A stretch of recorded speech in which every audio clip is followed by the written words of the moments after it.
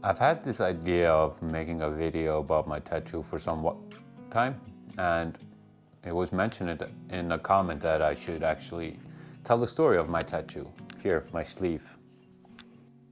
So the idea of the tattoo came to me a long time ago. It's quite personal, and yeah, it kind of tells the story of who I am, the sleeve itself. It's sectioned up to 3 parts: the forearm, the elbow, and the top arm. And in the first part is, as you may notice, there are devils on the forearm, and then there's a little baby here on the elbow. And here on top is Thor and an angel. The idea behind the tattoo came to me some time ago. It was actually made from my story. So you may have noticed I'm not maybe the cheeriest man ever, because yeah, that's just how I'm built. And I've dealt with depression and so on.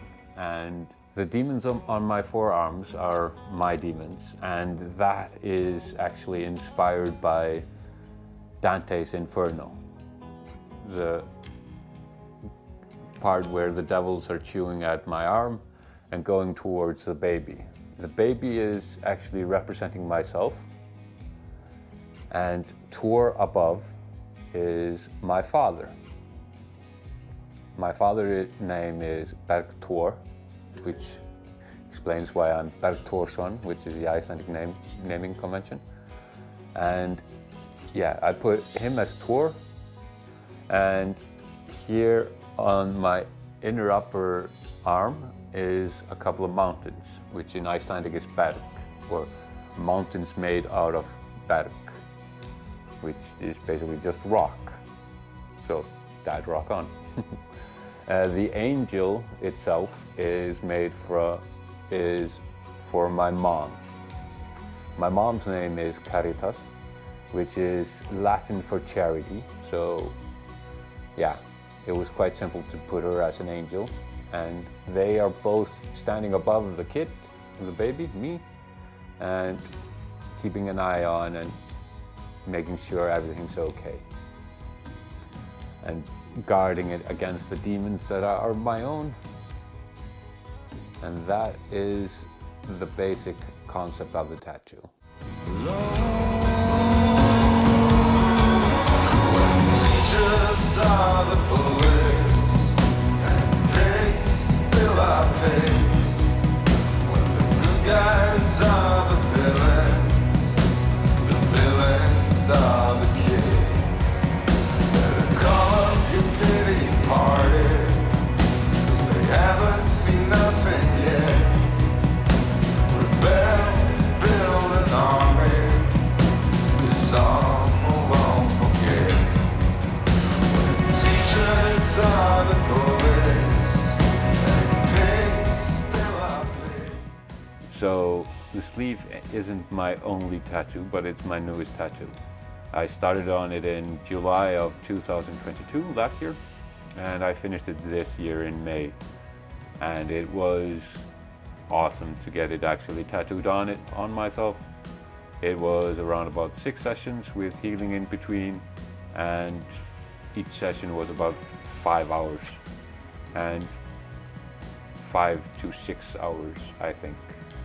But in the end, it cost me around 600,000 Icelandic, which is 4,000 to 5,000 US, and it was well worth it, because of course you don't skimp on the tattoo, on the price of it. If you want to do it properly, you pay proper money for it, because that's what the artist is worth. And of course, after all, it's permanent, it ain't going away. But I do have 2 other tattoos. I have one on my back and one here on my forearm on my right hand, which is the name of my brother in the way he wrote it himself.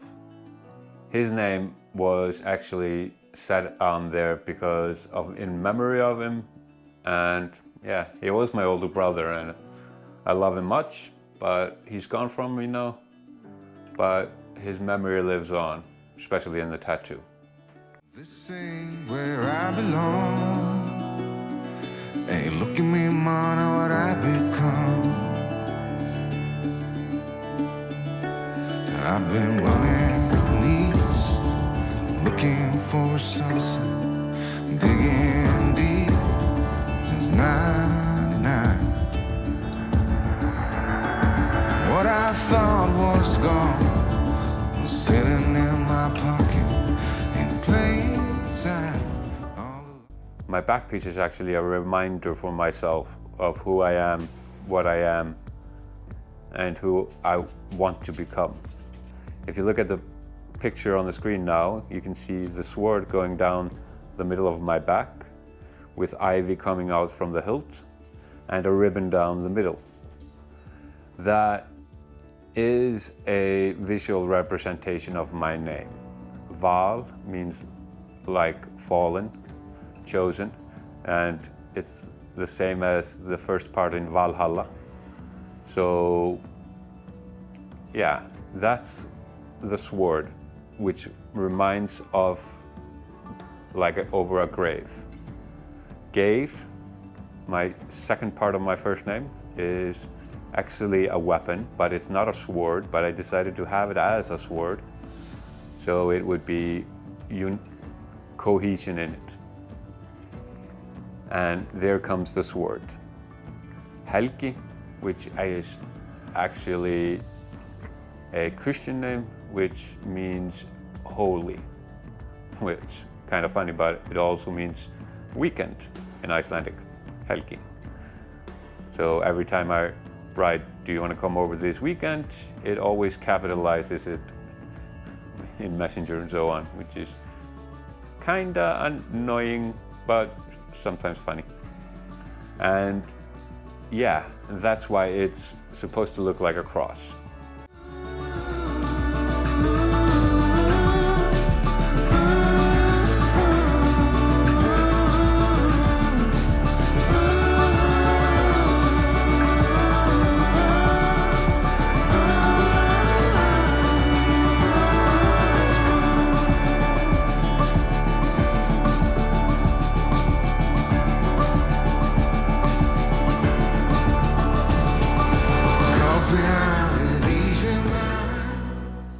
And those are my 3 tattoos. And you could say the first one is quite big on my back, but I've never been of the spirit of doing something half-assed. It's either go big or go home for me kind of mentality, which kind of explains why I bought a house in the middle of a small fishing village in northwest of Iceland. But yeah, those are the stories of my tattoos. And if you want to learn more, just hit me up in the comments. But I think I'll call it quits today, and I'll see you in the next one.